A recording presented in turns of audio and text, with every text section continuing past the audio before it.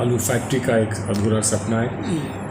बहुत कुछ होगा और अगर एक लग जाएगी तो फिर दर्जनों लोग उसको देख देख कर आएंगे, लेकिन एक बनने की बड़ी आवश्यकता है। अब जो सड़कें बन रही हैं और उससे आवागमन बेहतर हो रहा है और संपर्क बेहतर हो रहा है, टेलीफोन्स आ गए हैं अब लोगों के पास।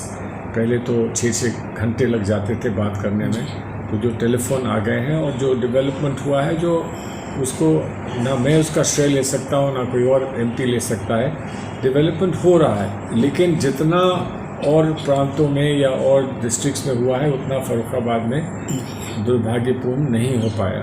फिर कोविड आया, कोविड की वजह से जो जरदोज़ी का काम है उसका एक बहुत बड़ा बुरा असर पड़ा। तो हम जो चीज़ खुद कर सकते थे, स्वयं कर सकते थे, वो हम करते रहे।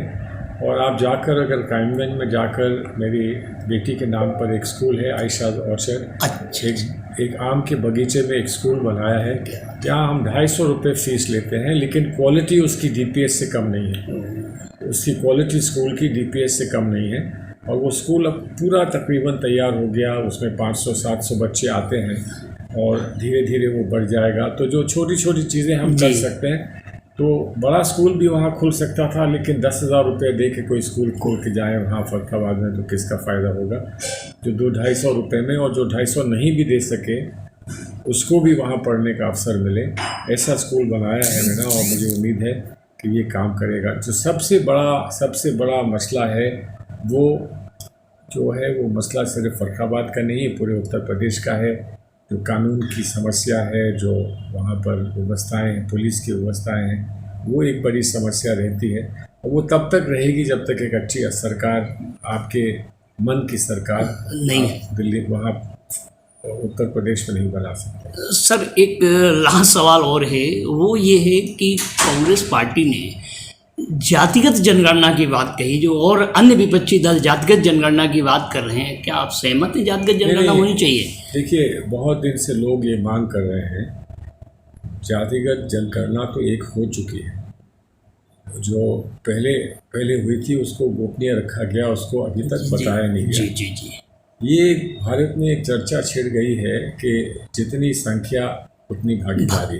एक ये समस्या आई है भारतवर्ष में, और कुछ हद तक ये कहा जा सकता है कि ये जायज़ है। कुछ एक आदमी कहता है कि अगर हम इतने हैं तो हमको कम अवसर क्यों मिलें, लेकिन अगर जो जितना है उतना ही अवसर लेकर औरों को और अवसर ना मिले तो एक नया व्यक्ति कभी कहाँ से अवसर पाएगा।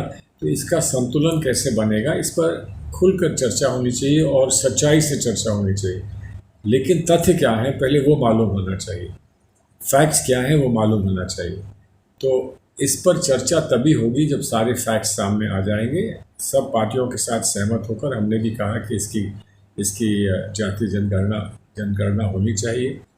हम लोगों का सबका कभी एक सपना ये था कि जातीय आधार ही समाप्त हो जाएगा, ये था। आज भी लोग कहते हैं कि हमारा यही हमारा सपना है और यही हमारा संकल्प है। लेकिन तब भी राजनीति में जो भी करते हैं वो जातीय आइडेंटिटी पर ही करते हैं, धर्म की हो या जात की हो, कोई भी। तो वो कभी कभी ऐसा होता है कि किसी चीज़ को पर काबू पाने के लिए उसकी सच्चाई पहले सामने आए। डॉक्टर आपको दवा तभी दे पाता है जब वो जानता है कि मर्ज़ क्या है। तो उसके लिए उसको एक्सरे करना पड़ता है, ब्लड टेस्ट कराना पड़ता है, वो सब कराना पड़ता है। तो ये मान के चलिए कि ये वही टेस्ट हैं जिससे कि जो सच्चाई और वास्तविकता है वो सामने आएगी।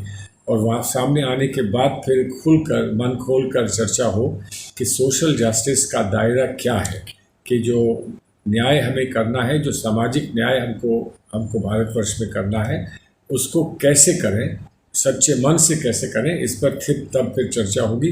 लेकिन पहले जो वास्तविकता है, जो उसका जो ग्राउंड रियलिटी है वो पता चलनी चाहिए। धन्यवाद सर।